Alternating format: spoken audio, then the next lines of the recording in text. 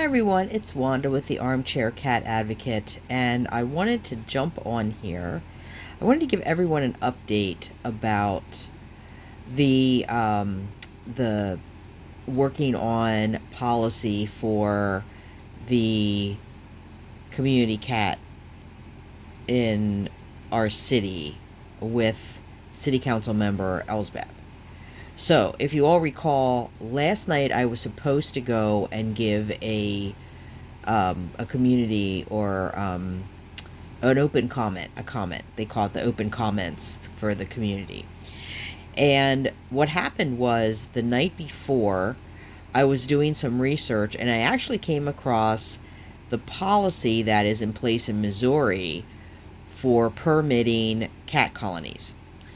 And I actually didn't find the actual ordinance. What I found was an article where there were a bunch of advocates wanting to update that policy. And it was very recent, like within the last month or two, or no, actually, it was probably, I think it said June or July, but it was recent. It was fairly recent that they were doing this because the policy hadn't been updated in, I think, 11 years. So I got this idea. I called Elsbeth and I said, hey, I can do a public comment, but I think it'd be more impactful if we actually put together policy and try to figure some of these things out so that we have like a little synopsis or something to hand all the city council members. She liked that idea, so I'm working on that now. And here's where we're at. So I have my computer up here. I've gone to, okay, so here's the thing. As you see, I'm on Best Friends Animal Society website. And I'm going to be honest with everyone. I'm not a big fan of Best Friends. There's reasons for that. There's been issues within that organization that I have concerns about. But the one thing that they do, and this is kind of where in advocacy sometimes you can't be like, well, I'm never going to bother with that organization because I really don't like them. I mean, because sometimes you have to overlook certain things to get the help that you need to make a difference. It's, we don't live in a black and white world. We live in a gray world. And we live in a world that has shades of gray. And what I'm finding out is that they have a separate program from the advocating for the no-kill shelters by 2025. So this is where I'm at right now. So actually, what I'm about to do is, there's my zip code, or our zip code here. I'm looking to start a campaign. There's no campaign, so what they do, I'm going to show everybody here. Let me go back here. Let's see if I can go back here. Helping cats where they are. Okay, why are you not going me back here? Find a local campaign. Okay. So, here we go. Find a local campaign. So, they have... So, you're not sure where to start. We put together some resources. They have a lot of good resources here.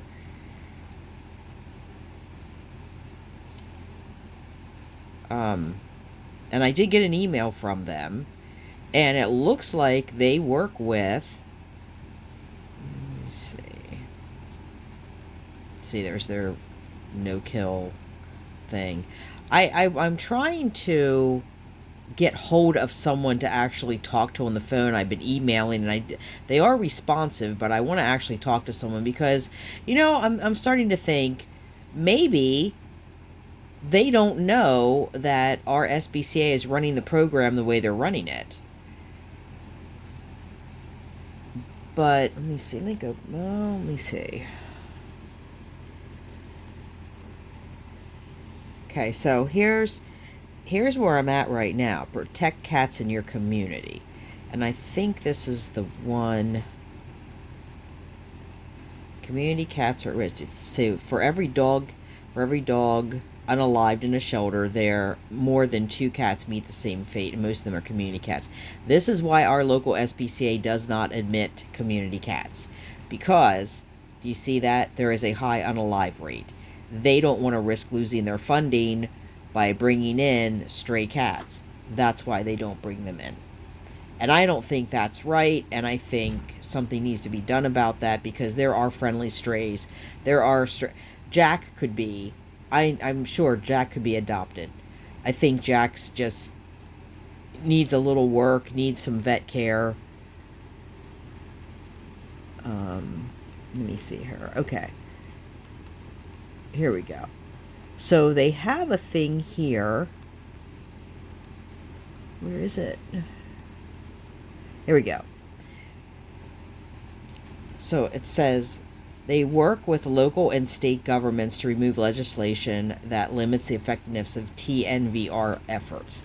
So I'm trying to get hold of someone here. Somebody's trapping release.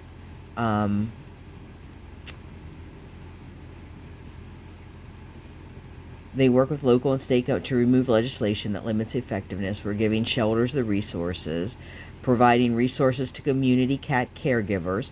So I'm trying to see if I can get some. And then it says find a local campaign. There are no local campaigns. That's what I was showing everyone earlier. So I'm going to try to start a local campaign and see what happens.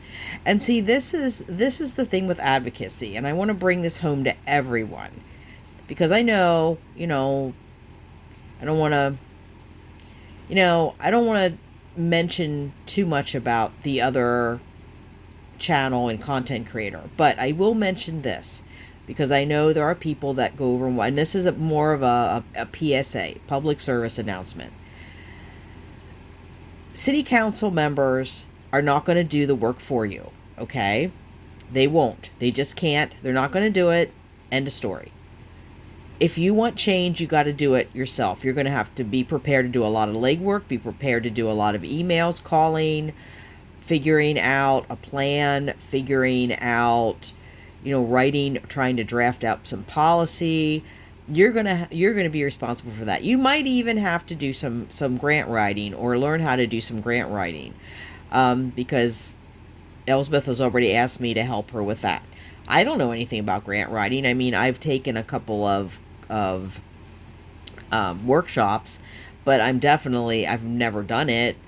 I've always been interested in doing it, but that's not something I've never done. So that will be all new to me, but I will do my best to help her. So I just wanted to put that out there for everyone, so that people understand that this advocacy work is not you just don't sit on the couch and let city council or any other entity do the work for you and expect to have a positive outcome, because that's probably not going to happen. You're going to have to go to your plan B, C. And in the case of the content creator, at this point, I would suggest that she just go with the variance at this point. I mean, if you're not interested in helping your community, which it doesn't sound like she is, because my understanding is she's telling people she doesn't want to do away with the 4-pet limit, that she just basically wants to preserve what's hers. She doesn't want anything to happen to her cats, because let's be honest, if something happens to her cats, there goes her content. You have no content if you don't have those cats. That's what it boils down to for that person. And that is not an advocate. That is a selfish, yes, I said it, a selfish individual that's only thinking about themselves and their well-being, and doesn't give a crap about their community. So that's all I'm going to say about that. I'm going to work on this, and if I get any more updates, I will let everyone know. We are planning there is going to be another meeting next Tuesday, which I plan to be at, with this, just a draft of, so basically I'm going to have to be writing a term paper. It amounts to that. It amounts to writing a term paper over the weekend. So that's where I'm at right now. And I will keep everyone updated, and we will see what happens. And hopefully, we can get some help for the cats and the people that care for them in this city. All right, thanks everyone for watching. I will see you in the next one. Goodbye for meow.